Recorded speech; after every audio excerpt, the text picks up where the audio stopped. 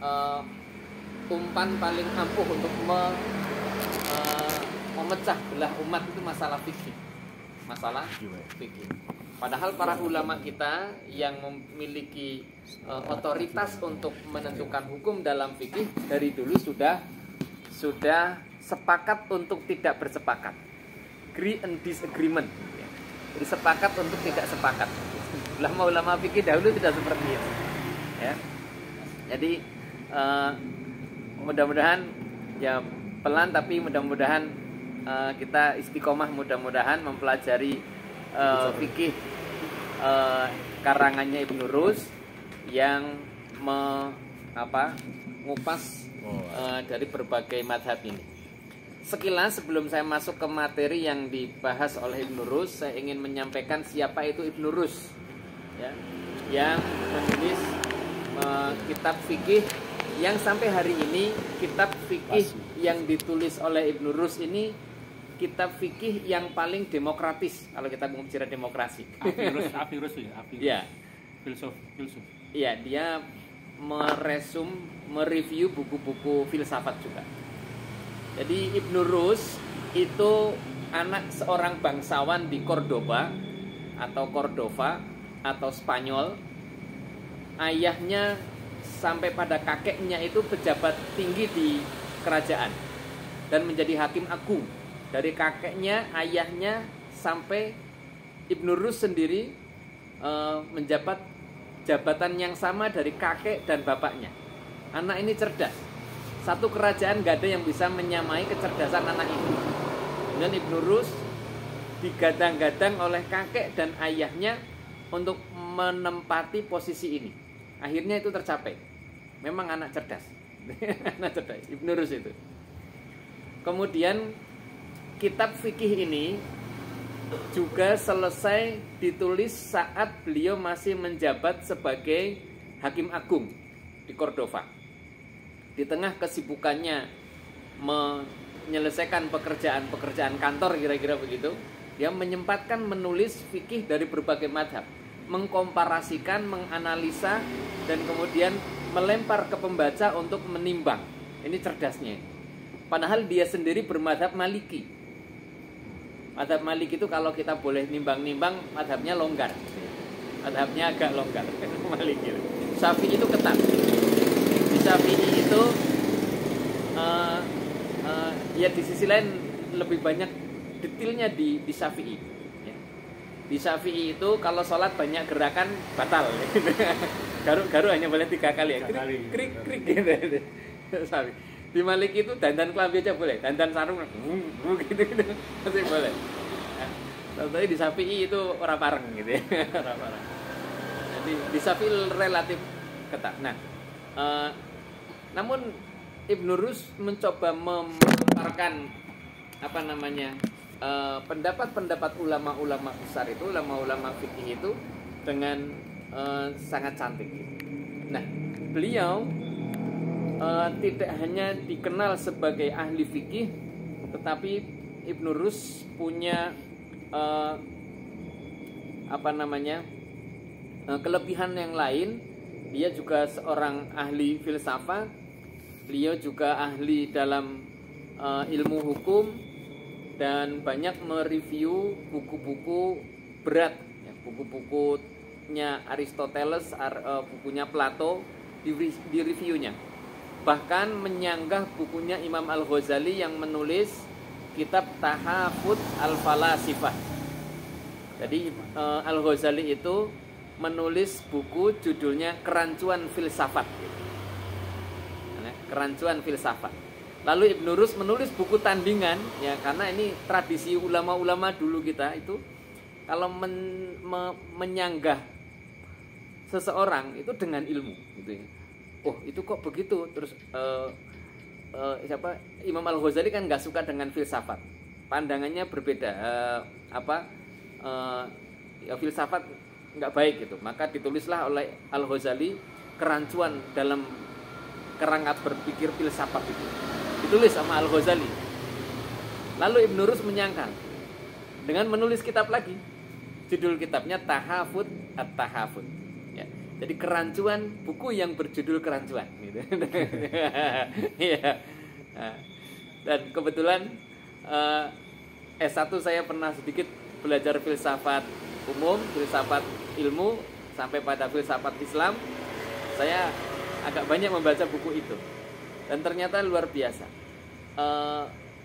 Dua kutub keilmuan dalam Islam itu bertemu menjadi sebuah hukum yang sangat kuat dan sangat sangat elegan. Itu ada di dalam Islam. Jadi kutub yang satu berbicara tidak dengan landasan yang filosofis, di sisi lain murni menggunakan kerangka-kerangka filsafat. Itu bertemu. Yang kerangka filsafat basicnya adalah akal sebagai sumber kebenaran kedua setelah wahyu.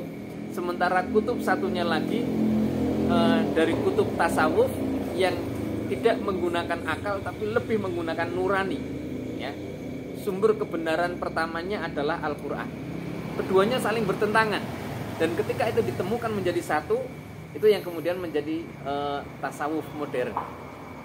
Jadi kalau bertasawuf tanpa ilmu maka pincang, ya. Tetapi kalau berfilsafat tanpa tasawuf itu juga berbahaya, akan gersang. Maka keduanya dipadukan.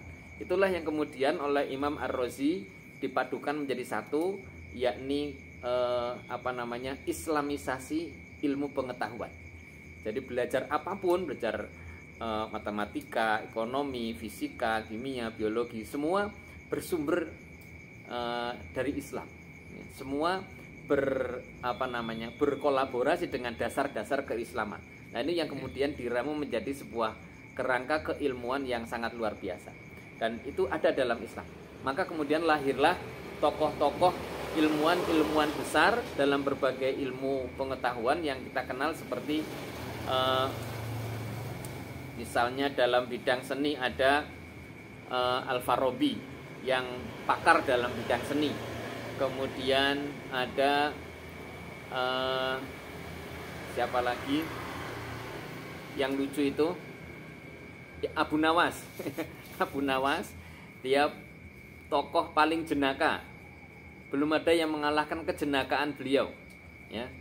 Sampai-sampai saking jenakanya, kalau kita mau layat ke sana, nanti di tengah-tengah padang pasir ada kuburan yang cuman satu kuburan itu, dan ada pintu gerbang yang sangat besar. Pintu gerbang yang sangat besar dan gemboknya juga sangat besar. Tetapi di samping kanan kiri pintu gerbang itu nggak ada pagar. Jadi orang kalau mau layat itu nggak perlu buka itu, nggak perlu buka gapuronya, ya. Lewat samping gerbangnya itu. Itu saking jenakanya orang ini, ya, sampai pemakamannya itu pun lucu gitu, ya. Jadi kuburannya di tengah-tengah padang gitu. Lalu ada pintu gerbang besar banget, tapi kanan kirinya nggak ada pagar gitu. Jadi kambingnya masuk, orang ziarah yang masuk. Jadi lucu gitu orang ini, sampai sebegitunya gitu. Ini belum ada yang mengalahkan. Kayaknya mungkin entah siapa yang bisa mengalahkan kelucuan orang ini. Kemudian banyak lagi yang lainnya. Nah, Ibnu Rus ini juga banyak memiliki kepakaran. Banyak memiliki kepakaran. Salah satunya yang sampai hari ini belum terpatahkan adalah kepakarannya di dalam perbandingan madhab itu. Perbandingan madhab. Nah, sebelum masuk ke madhab, kita mesti sering mendengar antara madhab dengan manhaj. Ya. Ini dua istilah yang hampir sama tapi sebetulnya berbeda. Di dalam kehidupan Nabi dan para sahabat itu belum ada istilah madhab. Belum ada istilah madhab. Jadi kalau kita tanya Abu Bakar As-Siddiq itu madhabnya apa? Umar bin Khattab itu madhabnya apa? Ya, itu yang nggak ada madhab. Waktu itu belum ada madhab. Adanya waktu itu adalah manhaj. Adanya manhaj. Manhaj itu metode atau cara, ya, atau perilaku yang dilakukan oleh Nabi SAW. Dan itu bisa berbeda-beda. Jadi Nabi itu misalnya salah satu contoh itu ketika sholat itu, ini masalah bacaan bismillah aja ya. Masalah bacaan bismillah itu Nabi pernah melakukan dengan menjaharkan bismillahirrahmanirrahim. Ada yang pernah mensirkan bacaan bismillahnya ya. Ada yang pernah membacanya pertama kali, rakaat keduanya nggak pakai bismillah. Ada yang tidak sama sekali. Jadi masalah bismillah itu jam 4. Ada 4. Jadi kita kan kadang-kadang masih nggak pakai bismillah, Muhammadiyah. Langsung poninya Muhammadiyah. Padahal dulu namanya begitu. Terus ketika kita sholat di belakang, kemudian imamnya bismillahirrahmanirrahim, terasa dalam hati ini, aduh imamnya NU ini. Aduh imamnya NU ini. Langsung larinya ke situ. Padahal NU dan Muhammadiyah itu gurunya sama gitu. Gurunya sama. Nah, inilah indahnya kalau kita ngaji perbandingan madhab, nanti ketemu di sini. Nah, perbedaan cara Nabi melakukan itu yang namanya manhaj. Itu yang namanya manhaj. Ya, manhaj. Kemudian cara yang Nabi lakukan ketika sholat itu dilihat, didengar, diperhatikan oleh para sahabat. Oleh para sahabat. Sahabat ini kemudian berdakwah kemana-mana, mulai menyebar. Islam mulai menyebar kemana-mana. Yang namanya cara itu kan nggak mungkin dipakai semua. Umpama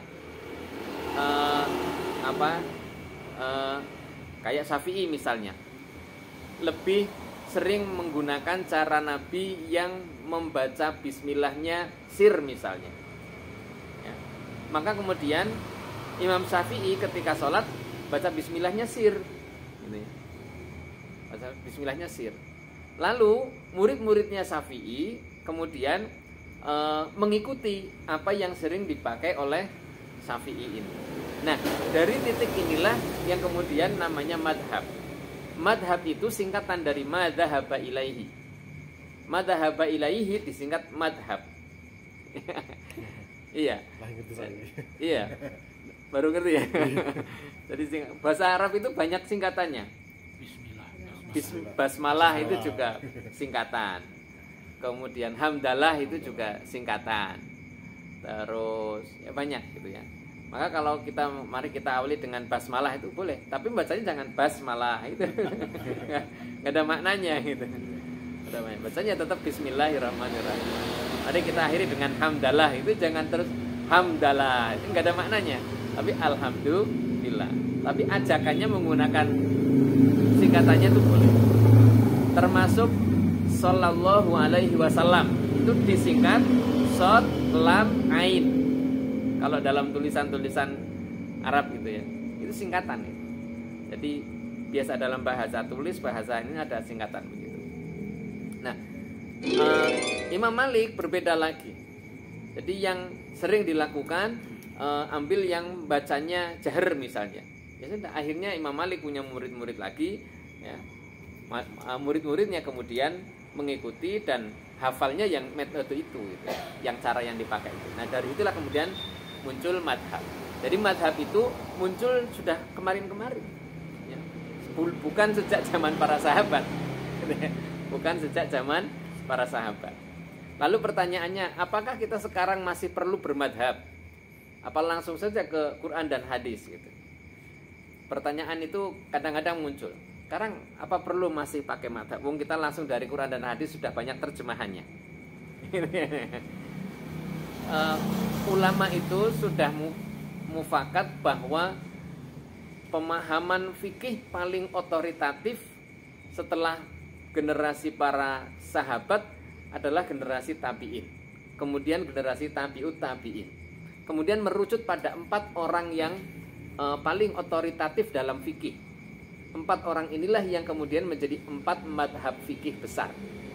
Ada Imam Syafi'i, Imam Maliki, Imam Hambali, Imam Ahmad.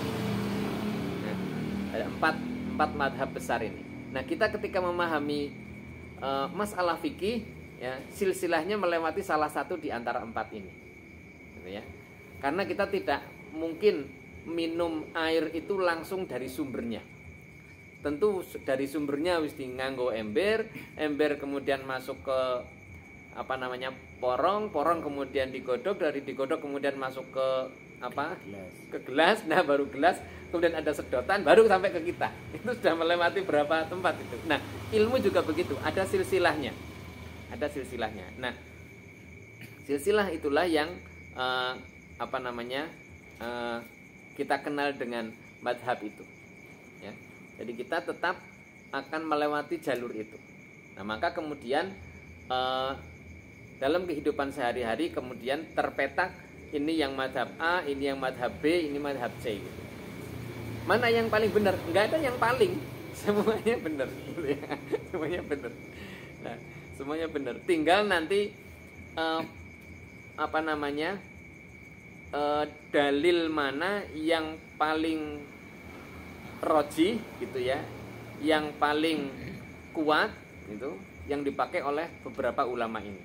Nah kita nanti tinggal memilih itu ya, tinggal memilih ya.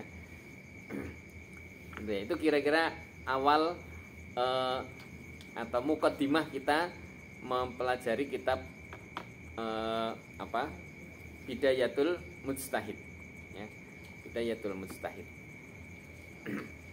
Kemudian di kitab Bidayatul Mujtahid ini ada kurang lebih 71 apa namanya pembahasan ya, dan setiap babnya nanti ada subbab lagi, kemudian ada apa namanya ketika masalah itu apa namanya besar maka ada subbab-subbabnya lagi, lebih rinci-rinci lagi. Dan yang menarik materinya cukup runtut, mulai dari bab tentang toharoh.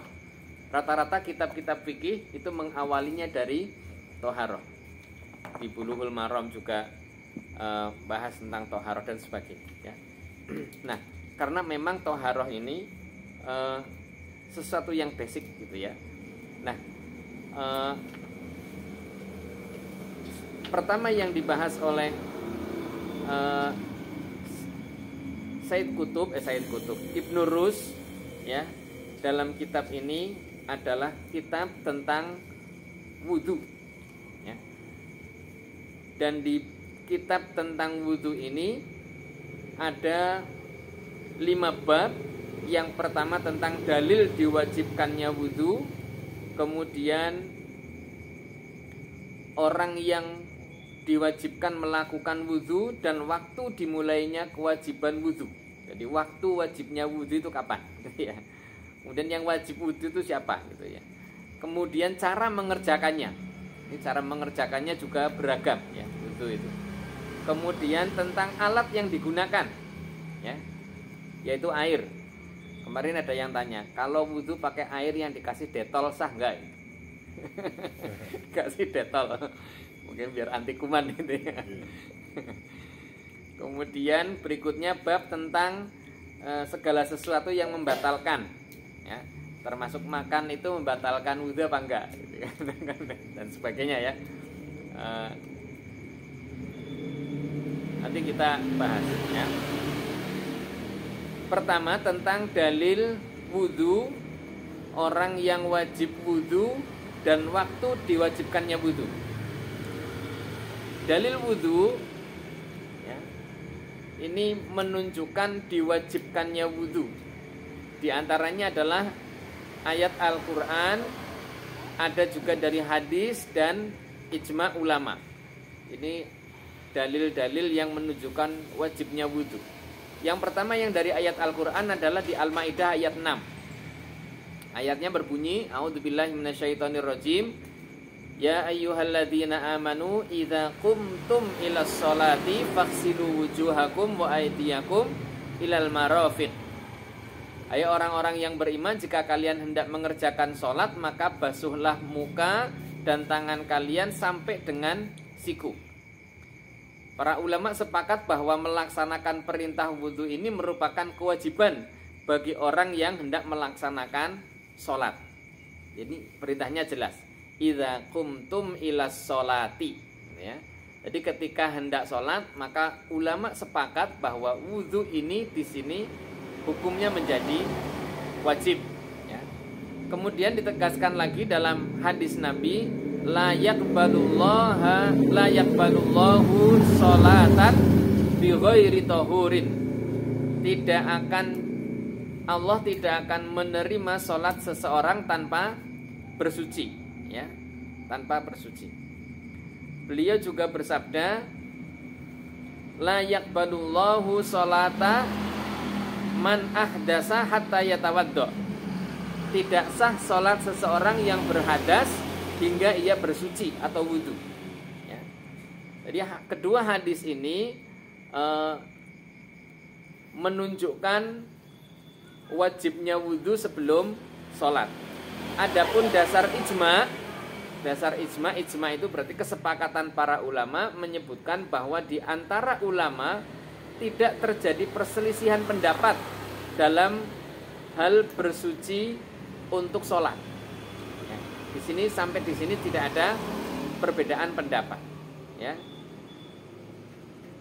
Jadi wudhu diwajibkan bagi orang yang akan sholat.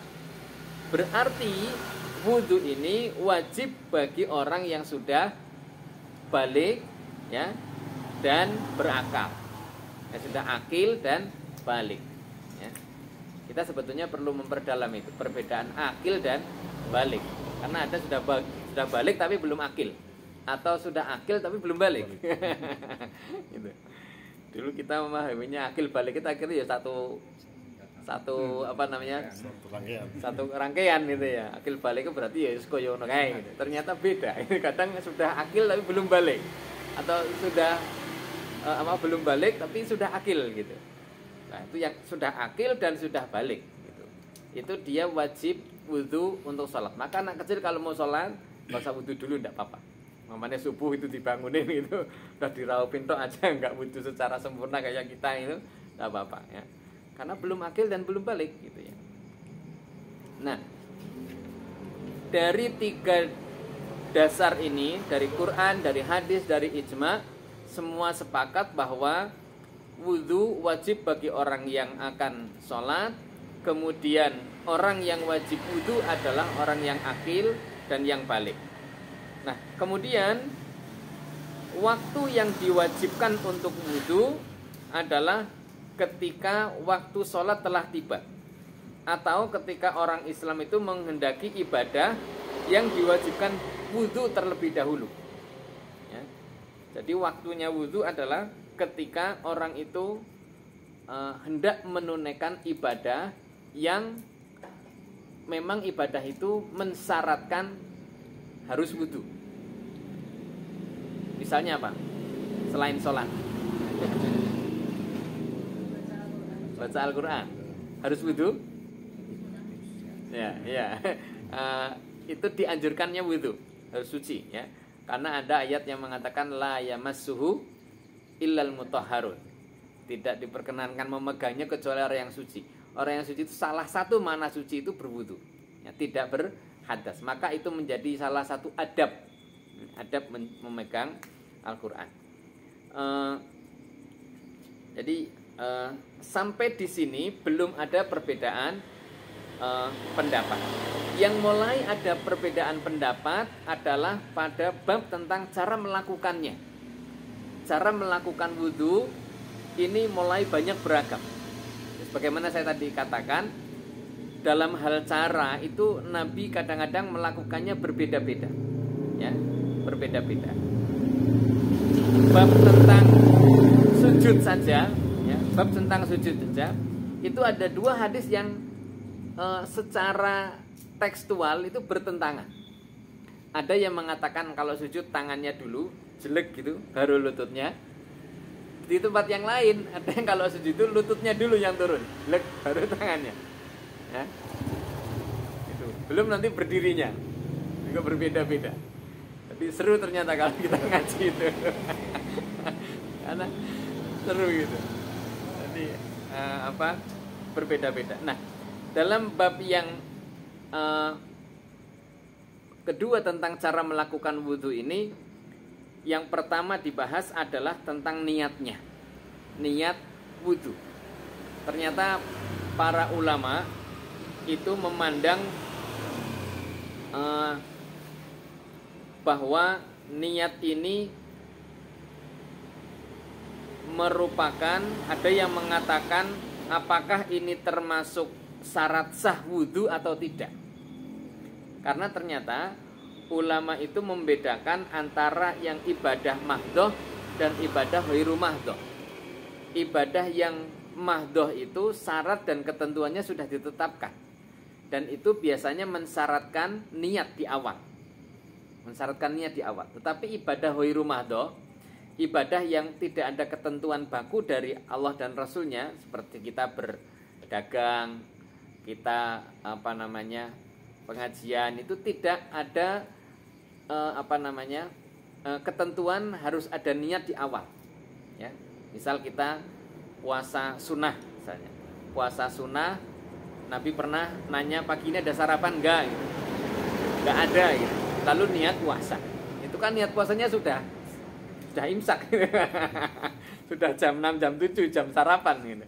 Ya. Jadi berbeda dengan ketika kita puasa Ramadan. Niatnya sebelum terbit fajar atau sebelum imsak lah ya. Walaupun istilah imsak ini menarik karena hanya ada di Indonesia. Hanya ada di Indonesia.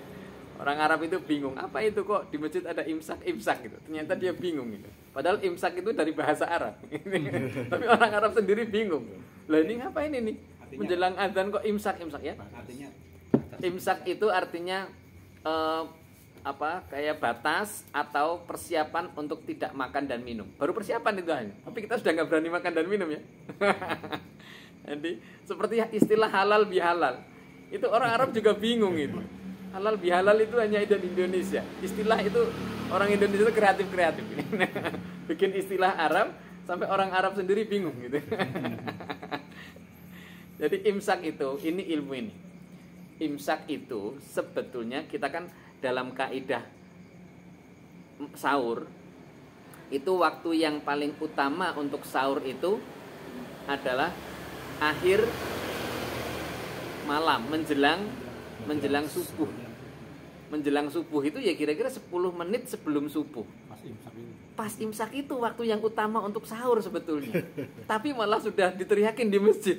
Imsak. Ya kan? Ini ilmu ya, jangan bilang-bilang. Rahasia kita dulu nih.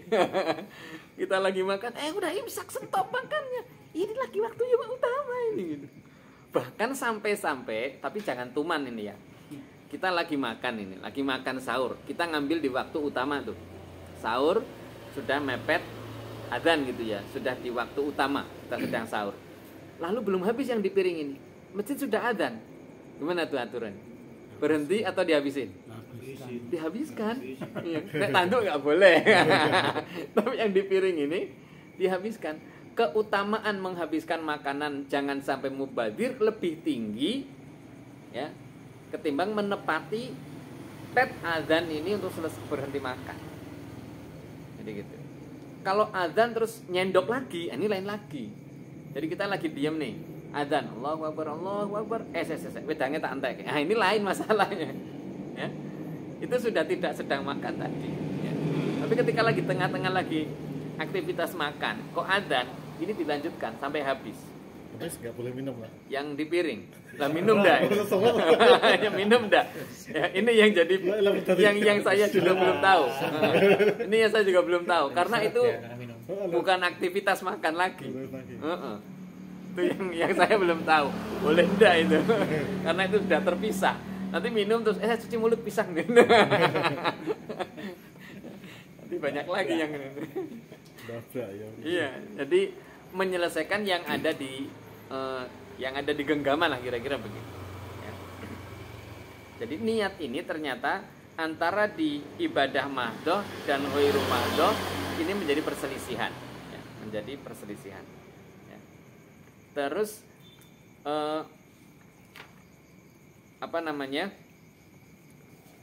di dalam kajiannya Ibnu Rushd ini, menurut mazhab Syafi'i, Maliki, Ahmad dan juga Abu Dawud berpendapat bahwa niat itu adalah syarat. Ya, niat itu adalah syarat. Ya. Kalau Abu Dawud itu masuk ulama besar. Bukan termasuk mazhabnya. bukan mazhab tersendiri, tapi ulama besar. Nah, maka tadi ada 4 yang otoritatif dalam fikih, dan kemudian anak buahnya dan keturunan murid-muridnya menjadikan itu sebuah madhab. Walaupun Imam Syafi'i sendiri sampai meninggalnya nggak tahu kalau dia namanya akan dijadikan nama sebuah madhab. Iya. Imam Malik juga nggak tahu kalau namanya kemudian dijadikan nama sebuah madhab gitu. Yang bikin istilah madhab Syafi'i, madhab Maliki itu murid-muridnya, pengikut-pengikutnya gitu, pengikut-pengikutnya. Dan pengikutnya pun nanti akan ada terbelah gitu. Ada di sebagian yang cocok dengan Maliki gitu, namanya saya murid madhabnya Maliki gitu. Tapi ada di dalam hal yang lain saya nggak cocok dengan Maliki. Cocoknya dengan Hambali misalnya, atau dengan Syafi'i gitu. Itu juga terjadi seperti itu. Perbedaan-perbedaan pendapat seperti itu. Termasuk Ibnu Rus itu walaupun dia Maliki, tetapi kadang-kadang mengkritik tajam tentang pandangannya Maliki. Gitu. Dan dia kadang-kadang lebih menguatkan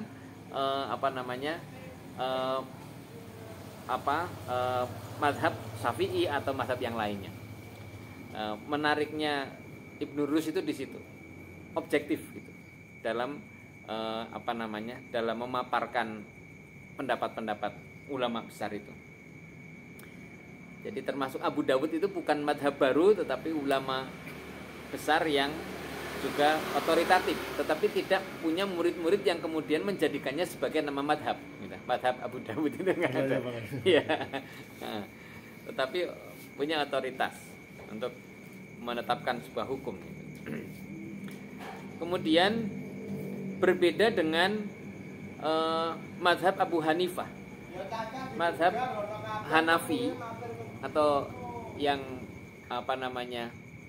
dari Abu Hanifah, ya dia Abu Hanifah punya murid-murid yang kemudian menjadikan nama Abu Hanifah menjadi nama sebuah mazhab, namanya mazhab Hanafi. Ya.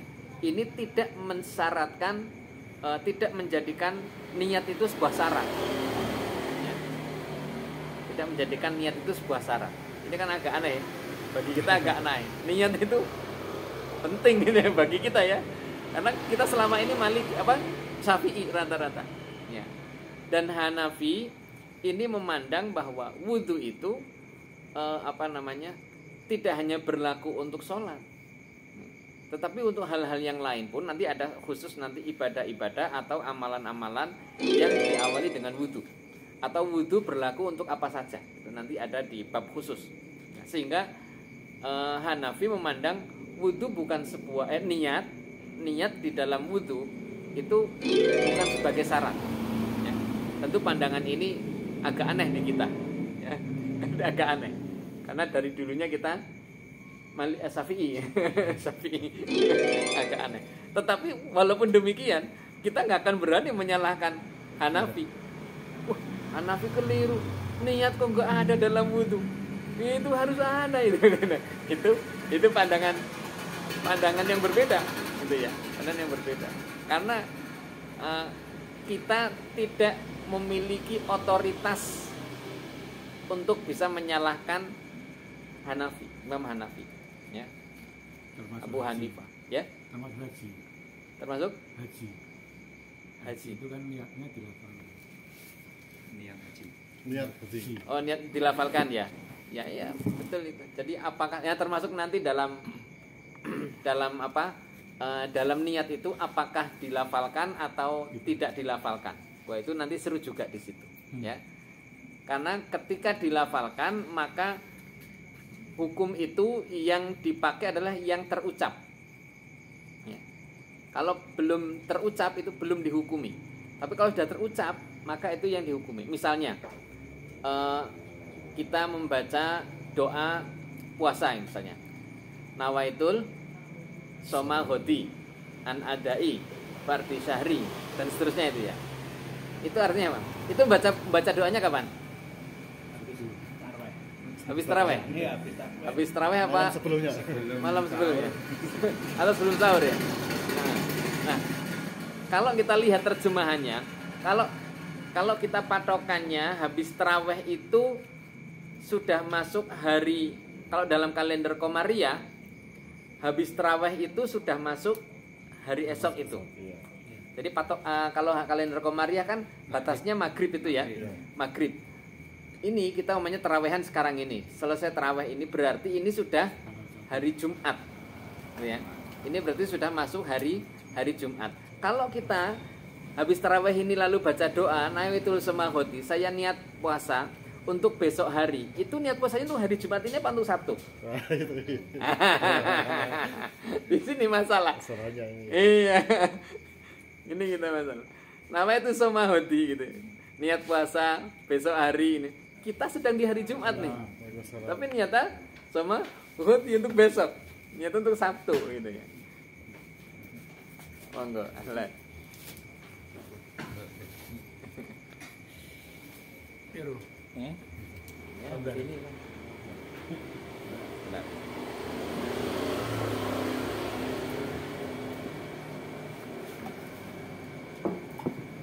Yang terucap oleh kita itu nama itu sama roti. Niat puasa untuk besok hari. Besok harinya bukan Jumat lagi. Tapi besoknya kita itu adalah sudah Sabtu. Tapi yang ada dalam hati kita apa? Hari ini. Ya Jumat itu gue sahur sesuk kuwi, puasa sesuk kuwi. Tapi yang terucap itu maknanya hari Sabtu. Nah, wallahu a'lam. Tapi sebelum kita tahu, ya insya Allah Allah mah tahu. Sekarang kita sudah ketemu. Nah, ini harus harus lebih hati-hati, kira-kira begitu. Jadi, tapi kan hari ini sudah terucap kemarin. Nah, itu yang saya tunggu itu. Nah, yang hari pertama puasa, itu hampir luput itu, nggak ada niat.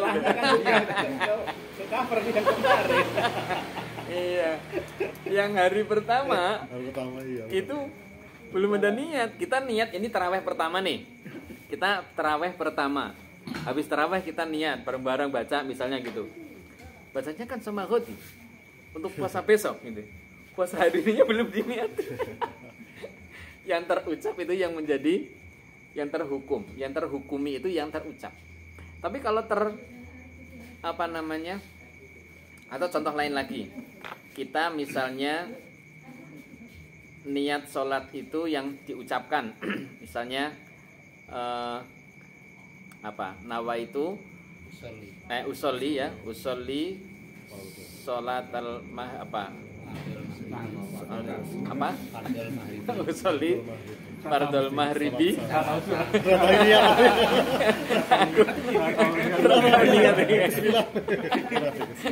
Kok langsung takbir ini. Usolli fardul maghribi salasa rakaatin mustaqbilal kiblati ya. Misalnya makmuman lillahi ta'ala atau adaan makmuman lillahi ta'ala atau imaman lillahi ta'ala. Kalau yang kemudian yang terucap maghrib kok arba'a rakaatin mustaqbilal kiblati, maka keliru. Ya, maghrib kok 4 rakaat gitu. Lah kita enggak tahu artinya. Ya, dulu hafalannya waktu hafalan, ayo hafalkan niat salat gitu. Usolli fardul maghribi arba'a rakaatin dan seterusnya. Loh, maghrib kok arba'a rakaatin. Nah, kita enggak tahu artinya. Yang terucap arba'a rakaatin. Maka ini menjadi masalah, ya, menjadi masalah. Maka ada ulama yang memandang bahwa niat itu sebagai perbuatan hati, maka ketika tidak terucap, ya, itu tidak apa-apa. Tapi kalau terucap harus betul-betul benar. Ya. Iya, harus betul-betul, nggak boleh sampai keliru. Ya. Ada lagi misalnya mustaqbilal kiblah, dengan menghadap kiblat. Kiblatnya tuh harus benar kiblat gitu. Tidak ini masjid sudah menghadap ke barat, sudah benar kiblatnya, sudah diukur, lalu biar marem sajadahnya geser sini, seret gitu. Ah, kiblat nih mantap kalau dari ini. Jadi masjidnya sebetulnya arah kiblatnya sudah valid, sudah diukur. Tapi karena kebiasaan kita, misalnya kiblat itu ya serongkan sedikit gitu. Ini kiblat nih gitu. Termasuk di Mekah gitu. Sekarang ada Ka'bah gitu. Iya. Saking apa namanya? Saking iya, aliran mantepisme itu loh. Jadi digeser sidik itu, set gitu. Baru kiblat ini namanya. Ini kan justru malah serongnya jauh. Ini kalau ditarik garis lurus, itu sudah sekian ratus kilometer dari Ka'bah itu. Kan Inggris mah. Sudah sampai London, sudah sampai Afrika itu. Mentangnya sudah jauh banget. Ini sudah tidak mustaqbilal kiblat. Nah, padahal tadi ketika niat mustaqbilal kiblat. Masalah itu nanti di situ. Jadi apa istilahnya? Ini bab niat saja. Para ulama detil mengupasnya, ya, mengupasnya. Jadi yang mengucap niat, ya, itu juga harus hati-hati. Yang tidak mengucap niat juga harus dipastikan dalam hati itu sudah niat. Ya. Ada yang mengatakan bahwa perbuatan seseorang itu menunjukkan niatnya. Misal kita terdengar adzan, lalu kita tergerak lalu berangkat untuk wudhu.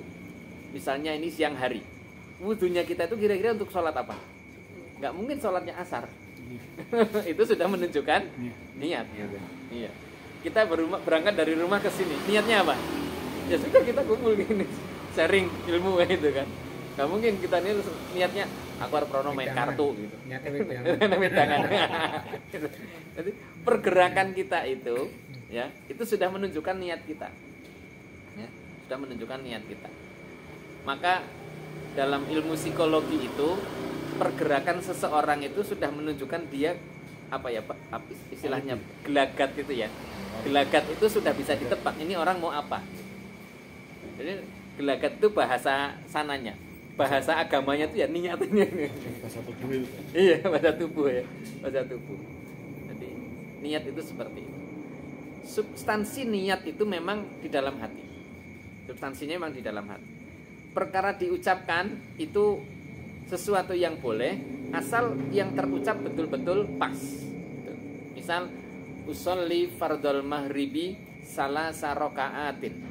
Kalau makmum ya makmuman lillahi ta'ala. Ya. Ada mustaqbilal kiblatnya juga. Yang lengkap lebih panjang, bahkan mungkin ada yang di masjid apa, di desa apa itu. Lo ndak apa-apa. Di hari apa itu detil itu. Bersama Mas Anas. Iya. Lo niat itu. Niat itu kan niat ketika terucap enggak masalah. Tetapi harus betul. Di masjid apa, RT berapa, jangan sampai keliru nama RT-nya. Nama salah. Kalau salah jadi salah nanti, ya. Karena niat terucap gitu. Tapi ketika kita jam 5:30 sore mendengar azan, kita ke belakang ambil air wudhu, ambil peci, ambil sarung, berangkat ke masjid, itu ya jelas lah nggak mungkin ke pasar niatnya. Itu niatnya ke masjid, sholatnya sholat maghrib, nggak mungkin sholat asar itu. Orang sampai tanya, mau sholat maghrib pak? Iyalah, masa sholat asar gitu. Masa sholat asar? Sudah jelas itu sholat maghrib. Itu juga menunjukkan niat tanpa harus menyalahkan salah satu. Ya, walaupun saya sendiri belum menemukan bacaan niat sholat yang berasal dari riwayat hadis. Ini yang harus dilacak. Saya belum menemukan bacaan niat sholat 5 waktu itu yang bersumber dari riwayat sebuah hadis. Tetapi yang melafadzkan atau yang meredaksikan bacaan niat itu juga bukan ulama kaleng-kaleng. Iya, itu ulama besar yang meredaksikan niat sholat fardu itu, ya. Itu juga bukan sembarangan gitu. Ayo monggo. Jadi itu bab tentang niat. Dalam hal wudu ini juga demikian. Antara wudu dan raup itu kan beda-beda tipis. Wudu sama raup. Kita ngantuk raup gitu ya, ngilangin ngantuk. Lama kita mau ibadah lalu kita berwudu. Itu juga satu aktivitas tapi niatnya berbeda. Ya. Di mode Nah, itu bab tentang niat. Ya. Jadi di mazhab Syafi'i, Maliki, niat itu menjadi syarat dalam wudu. Tetapi dalam mazhab Abu Hanifah atau Hanafi, niat dalam wudu itu tidak wajib. Tidak wajib itu ya berarti boleh niat, boleh tidak. Sekali lagi yang mazhab Hanafi dalam hal ini agak aneh di telinga kita. Karena kita madhabnya kebanyakan Syafi'i. Syafi'i itu niat wajib ya, di mana-mana niat wajib gitu. Tapi madhab Hanafi agak berbeda ya. Dan kita tidak berani menyalahkan Hanafi. Penting ini. Karena apa? Kita nggak punya otoritas menyalahkan ulama besar sebesar Abu Hanifah. Gitu. Dia punya pandangan itu tidak wajib itu tuh sudah berbagai referensi yang dia siapkan untuk memutuskan hukum itu gitu loh. Jadi ketika nanti kita menemukan seseorang di mana entah gitu yang menunaikan wudhu lalu tidak niat gitu, ya tidak perlu, ente ini wudhunya nggak sah, loh kenapa ente nggak niat gitu. Aku Hanafi gitu. Ya kita jadi malu, oh iya ya Hanafi nggak pakai niat gitu. Pas lali ya. Iya pas lali aku Hanafi gitu. Atau kita lagi wudhu gitu selesai, aku mau nggak niat, ya sudahlah Hanafi ya. Ya nggak gitu-gitu amat. Jadi pelarian mazhab itu jadi. Jadi nggak elok kalau seperti itu. Jadi kita juga siap-siap. Seumpama mau wudhu niat dulu gitu, sejenak, diam sejenak terus mau wudhu. Nawaitul wudhu alirafil hadasil asghari fardholillahi ta'ala. Lalu bismillahilladzi ja'alal ma'a tahuran, lalu cuci tangan dulu, jaga-jaga dan sebagainya. Dilihat orang yang Hanafi, kamu ngapain? Keendang wudune gitu. Dadak meneng sik, aku niat sik. Dadak niat gitu. Kita disalahkan. Ya yang menyalahkan orang Hanafi. Itu ya kita ya legowo. Ya kono memang beda gitu. Dan itulah perbedaan ya. Kalau sama-sama paham kan jadi enak gitu ya. Yang tidak benar itu yang tidak wudhu lalu sholat ya gitu. Tahu-tahu langsung sholat itu nggak wudhu. Ini baru bab tentang niatnya. Kemudian bab tentang mencuci tangan sebelum dimasukkan ke tempat air wudhu ya. Maksudnya adalah mencuci tangan ya sebelum dilakukan wudhu ya. Ada hadisnya dan populer ya. Hadisnya mengatakan idzastaiqadha ahadukum min naumihi falyaghsil yadahu qabla ayyudkhilahal ina fa inna ahadakum la yadri aina batat yadu ya. Jika salah seorang dari kalian bangun dari tidurnya, maka hendaklah ia membasuh tangannya sebelum memasukkan ke dalam air, karena ia tidak tahu di mana tangannya tadi malam berkeliaran.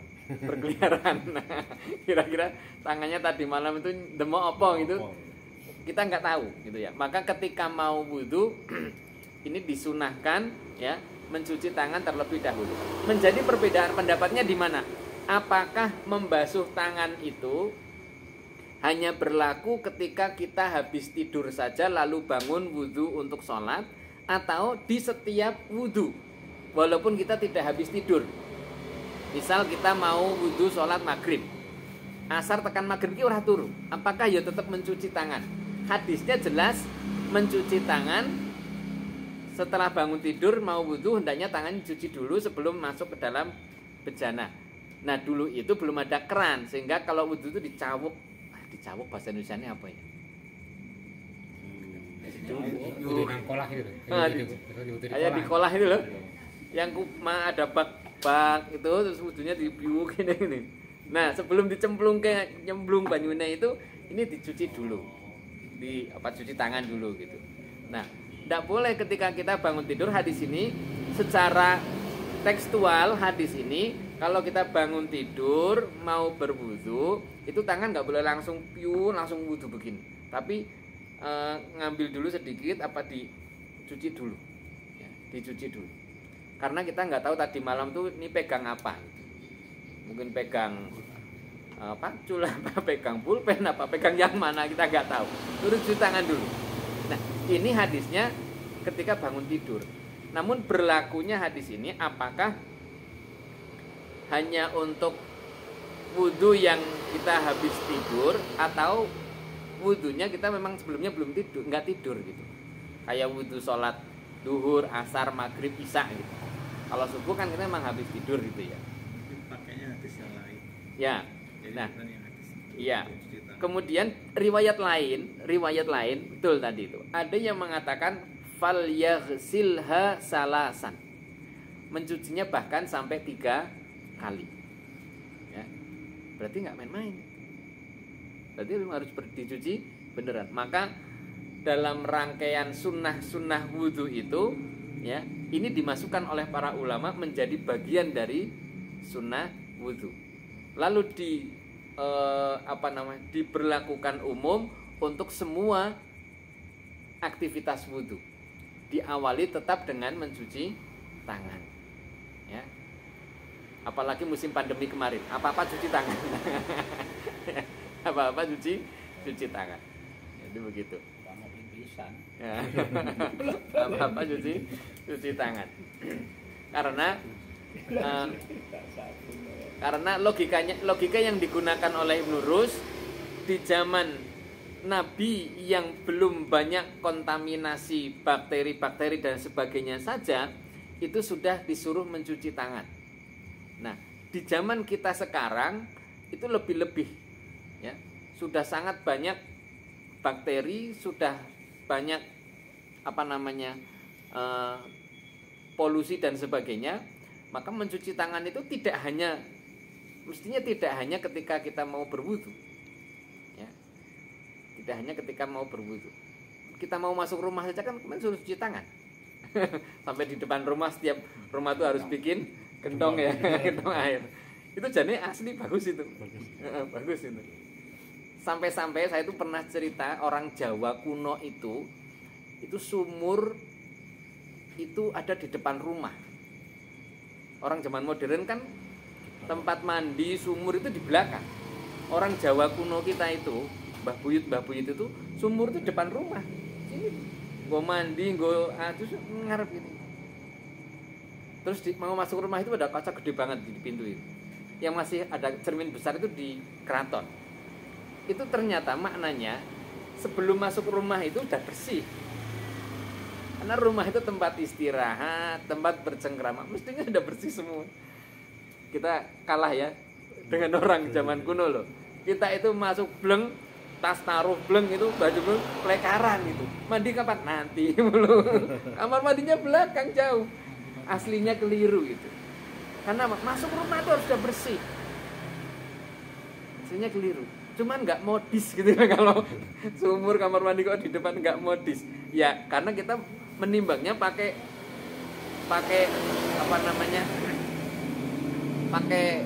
kerangka rumah modern gitu. Kerangka rumah modern. Nah kemarin dalam pandemi itu kita dipaksa untuk bersih tangan setidaknya, bersih tangan sebelum masuk. Itu sebetulnya kritik tajam ke kita itu. Bener Mbah Buyut biyen ae sumure ning arep mlebu omah iki ya wis resik gitu. Wis resik. Cuman saiki iki ana tamu. Biyen kan ora wong tamu kan. Masuk mulih saka kerja nang kene andukan mlebu omah, ngono tamu nang burine. Jadi repot ya ta. Jadi repot. Nah, ini butuh solusi. Bagaimana kita masuk rumah kondisi sudah bersih. Kondisi bersih. Bersihnya enggak hanya bersih fisik, tapi juga bersih batin. Ya. Masuk rumah itu dengan mengucapkan Bismillahirrahmanirrahim, membuka pintu, masuk, ada orang atau tidak ada orang, mengucapkan salam. Itu upaya untuk membersihkan secara batin. Ketika kita masuk dengan Bismillah dan salam, itu makhluk-makhluk yang enggak berhak untuk ikut itu ya enggak ikut masuk. Tetapi kita luput membaca itu, mereka ikutan masuk gitu. Mertamu. Ikut deh lah. Ini kan jadi masalah. Jadi masalah. Maka mungkin solusinya adalah walaupun sumur kita di belakang tidak nampak dari depan, tapi sebelum masuk ke ruangan kita ada melipir lewat samping. Terus sampai belakang, ya. Dari belakang cuci, mandi dan sebagainya. Dan masuk lewat belakang sudah bersih. Masuk lewat belakang sudah bersih. Ya. Melipir serapet tembok ya. Tanahnya wis entek. Depannya kasih kepada perumahan aku. Iya.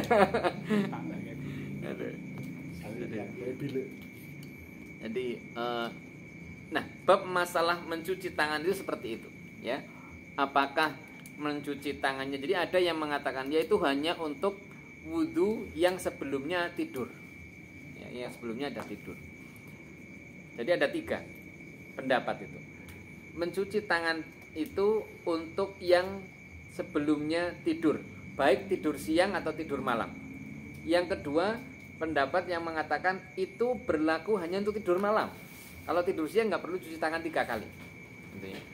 Ada pendapat yang itu mau tidur mau tidak tidur tetap cuci tangan 3 kali. Gitu ya. Jadi ada 3 pendapat itu. Ini nanti kalau ada orang wudhu cuci tangan dulu ya situ berarti manut sing kuwi gitu ya. Manut sing kuwi. Nah, yang masalah yang tidak wudhu yang tidak mencuci tangan. Jadi teko-teko langsung kapyuk. Nah, ini juga kita melihat bahwa wudhu itu ada yang wajib, ada yang sunnah. Ada mana yang termasuk sunnah wudhu dan mana yang termasuk wajib untuk dilakukan dalam wudhu. Nah, namun yang namanya sunnah itu saya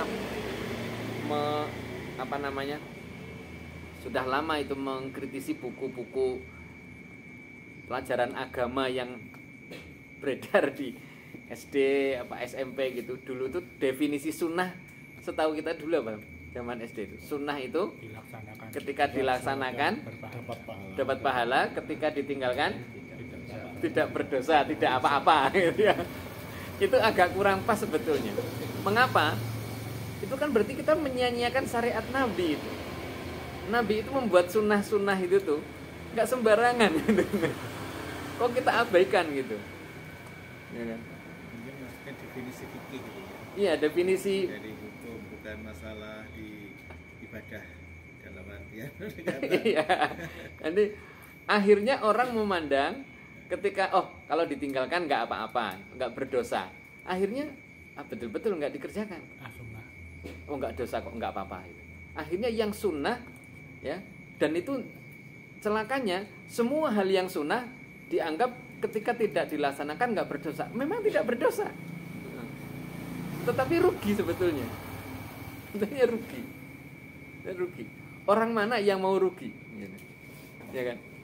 Orang mana yang mau rugi? Hanya orang yang ghairu akil.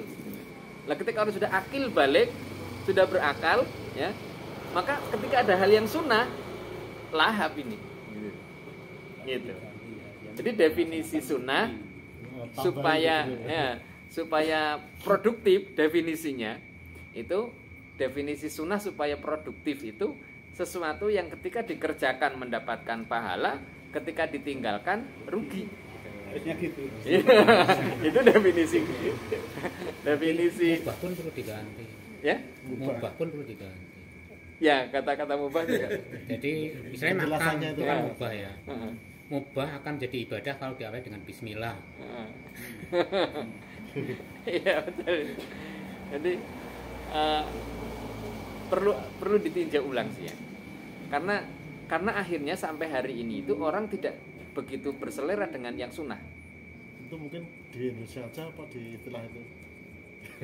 Kalau kita melihat di tradisi keilmuan orang-orang tua kita dahulu itu, mereka itu yang sunnah dan yang wajib itu sama getolnya. Jadi Bahkan tadi nih maksudnya saat definisi sunnah itu apakah hanya terjemahan di Indonesia, tapi dalam kitab aslinya dari Arabnya atau dari hukum asal itu maknanya, sunnah maknanya bahasa Arabnya itu apakah ya seperti itu maksudnya? Nah, kadang kan kita kan yang terjemahan ya, apakah dari hukum asalnya sana para leluhurnya itu juga definisinya semacam itu? Sunnah itu asli Bahasa Arab asalnya gitu. Bahasa Arabnya itu sunnah itu aslinya itu adalah yang dilakukan Nabi, tetapi tidak dihukumi wajib.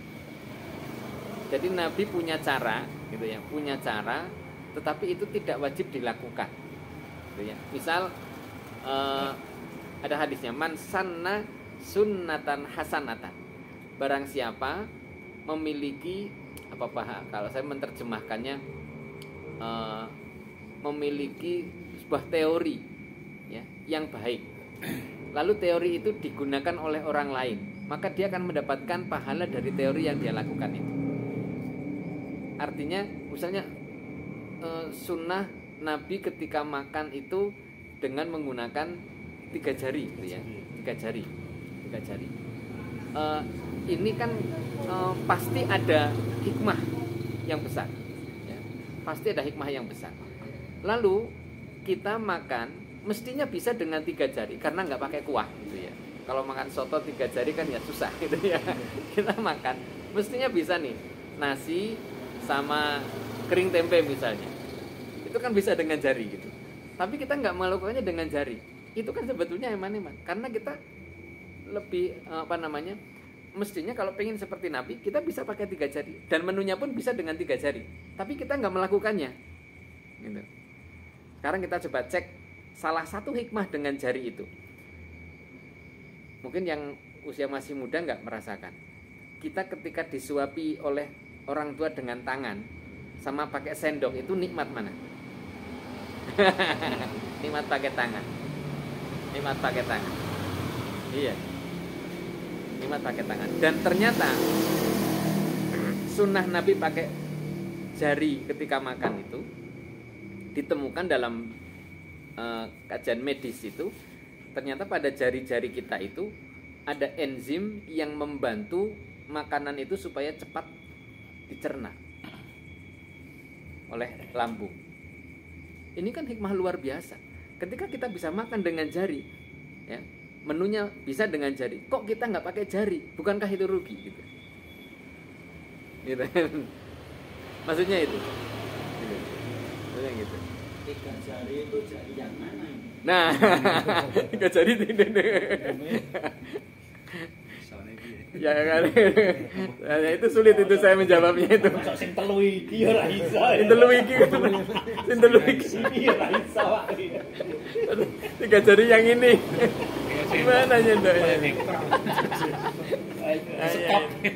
Itu ya. Cina itu 2 jari. Ya. Cina itu 2 jari. Sumpit itu. Cina 2 jari, sumpit itu. Tadi itu yang definisi sunnah yang sering saya sampaikan di dalam pengajian itu supaya sunnah itu jadi produktif gitu. Supaya jadi produktif. Iya. Tidak terus.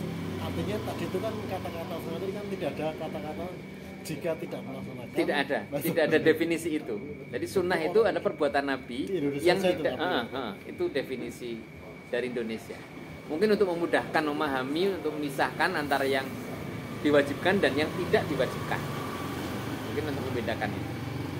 Tapi seiring dengan perkembangan, sepertinya definisi itu membuat orang kemudian tidak begitu berselera dengan sunnah. Wah, itu sunnah, nggak apa-apa, nggak dosa. Gitu. Padahal kan eman-eman ya. Eman-eman. Kita disunahkan kalau pakai sandal, pakai sepatu itu kan kanan dulu. Kalau ngelepas, kiri dulu. Apa bedanya kita pakai kiri dulu, ngelepasnya kanan dulu? Nggak ada bedanya. Kita pakai bareng, lepas bareng aja bisa gitu kemudian. Tapi kan itu cara Rasul loh, pakai kanan dulu, ngelepas kiri dulu gitu. Ada hikmah besar pasti itu. Nggak mungkin Rasul gor getokan gitu. Kan nggak mungkin. Ada hikmah besar itu. Ketika kita tidak mengamalkannya, ada kerugian gitu. Misal kita makan dan minum harus duduk misalnya. Yang pernah saya tahu itu. Makan dan minum itu dianjurkan dengan duduk. Ya. La yasrobanna ahadukum, bahkan hadisnya itu menggunakan nun taukid. Artinya jangan betul-betul, jangan sungguh, jangan sampai minum sambil berdiri. Kita kan minum duduk, minum berdiri itu hampir-hampir bisa dilakukan dua-duanya. Minum sambil berdiri lalu duduk pun bisa, atau duduk minum sambil berdiri itu juga bisa gitu. Tapi larangannya la yasrobanna ahadukum qaiman. Minum sambil berdiri kan biasa-biasa aja gitu. Enggak ada bedanya gitu. Enggak ada bedanya. Nah, ternyata ditemukan dalam medis bahwa minum sambil berdiri atau makan sambil berdiri itu sangat berbahaya bagi kesehatan. Bisa menimbulkan kematian mendadak. Bisa menimbulkan kematian mendadak. Yang pernah saya baca, katanya dalam lambung apa di bagian jeroan gitu tuh. Itu ada katup gitu ya. Ada katup yang ketika duduk, katup itu nutup gitu. Sehingga makanan minuman yang masuk itu nggak langsung menghujam ke dinding lambung. Dia akan tertahan di sini. Ya. Dan kemudian dia akan membuka pelan-pelan dan makanan minuman itu akan masuk dengan pelan ke lambung. Tetapi ketika orang itu berdiri, katupnya buka. Nah, ketika makan dan minum sambil berdiri, itu makanan dan minum itu menghujam ke bawahnya itu kencang. Dan itu bisa melukai dinding lambung. Itulah yang mungkin orang pada kenapa namanya asam lambung, mungkin ya salah satunya itu. Mungkin ya. Ini yang punya kapasitas untuk menjelaskan orang medis. Itu risetnya orang medis. Katanya begitu. Saya belum menemukan hikmahnya pakai sandal kanan dulu gitu. Ada lagi yang lucu. Ini kelakuan banyak orang. Kalau sandalnya jeblat satu, yang satu dipakai apa dilepas? Buang semua. Teman-teman masih baru misalnya. Ya kan? Canggih. Ada hadis larangan begini. Kalau pakai sandal, pakai semua. Kalau dilepas, ya dilepas semua. Tetapi di kampung-kampung biasanya sandalnya masih baru, yang satu jebat gitu, putus itu. Yang satu dipakai, yang satu dicangking. Ini ternyata dilarang. Ya, ternyata dilarang. Lah kan ya mbok men siji tinggo gitu kan ya. Logika kita belum nyampe gitu. Ya mbok men siji tinggo siji dicangking. Punya sandalnya ora protes gitu. Tapi itu dilarang gitu. Nabi melarang, itu enggak nyunah gitu. Enggak nyunah. Ya. Sekilas mungkin kita enggak bisa nangkep ini. Ini apa hikmahnya di sini?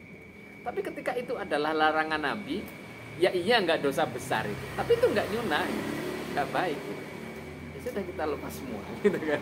Nah, definisi sunnah itu seindah itu sebetulnya, supaya apalagi ada sunnah yang muakkad, ada yang sunnah ghairu muakkad ya. Kalau itu ada dari para ulama, istilah muakkad dan ghairu muakkad ya. Sunnah yang disangatkan berarti yang mendekati wajib, kira-kira udah levelnya udah tinggi gitu ya. Yang ghairu muakkad gitu. Jadi seperti itu. Ini bab mencuci tangan ya, mencuci tangan. Kemudian setelah mencuci tangan dalam aktivitas wudhu,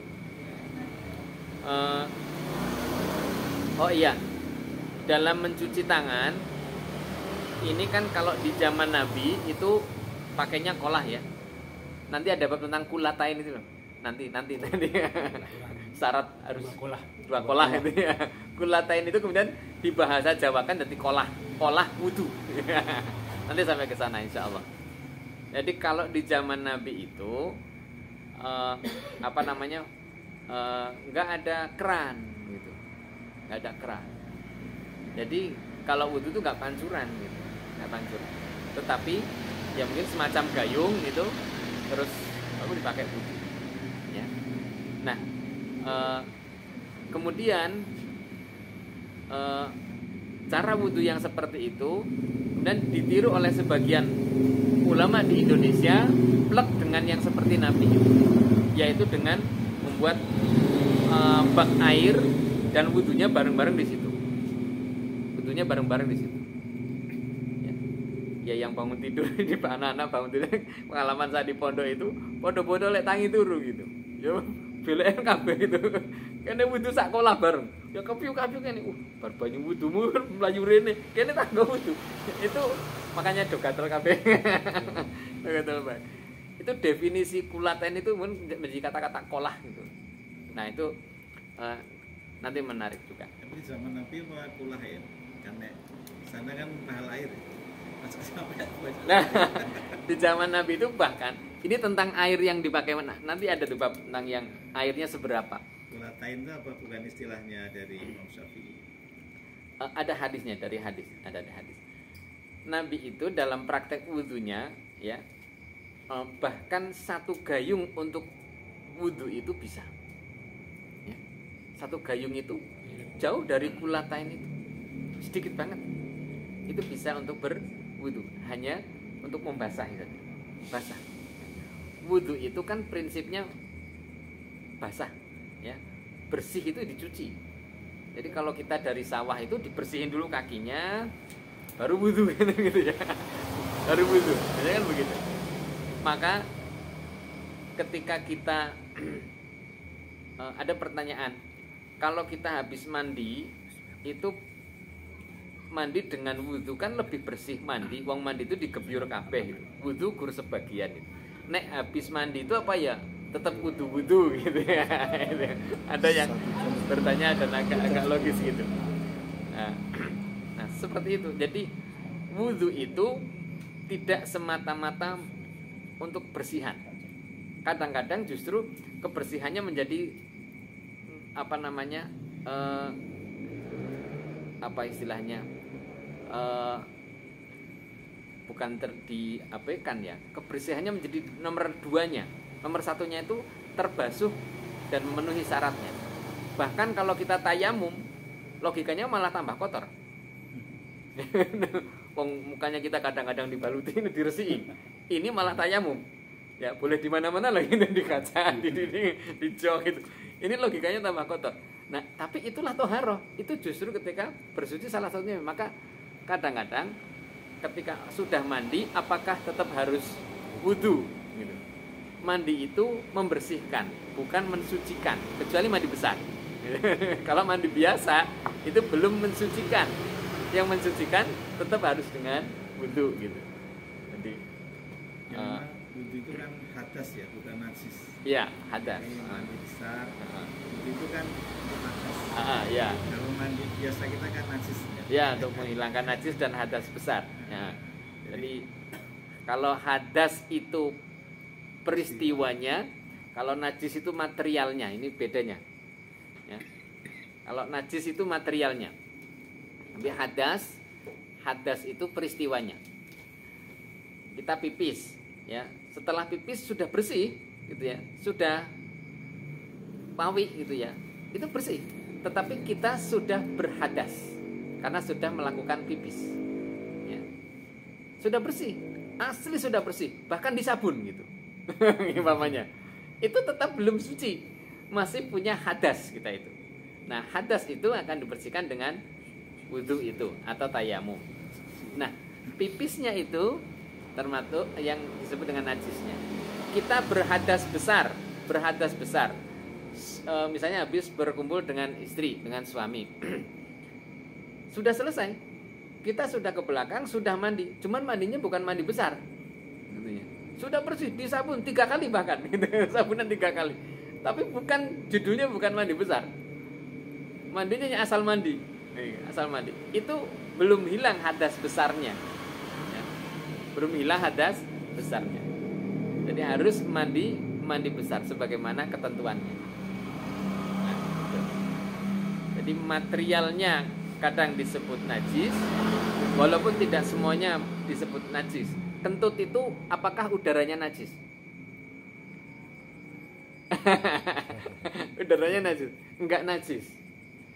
Angin kentut itu, anginnya itu enggak najis. Sehingga ketika kita kentut, ya, kentutnya kan kena pakaian, kena celana, ya, anginnya tuh kan meresap lewat di sela-sela kain, sarung, celana dan sebagainya.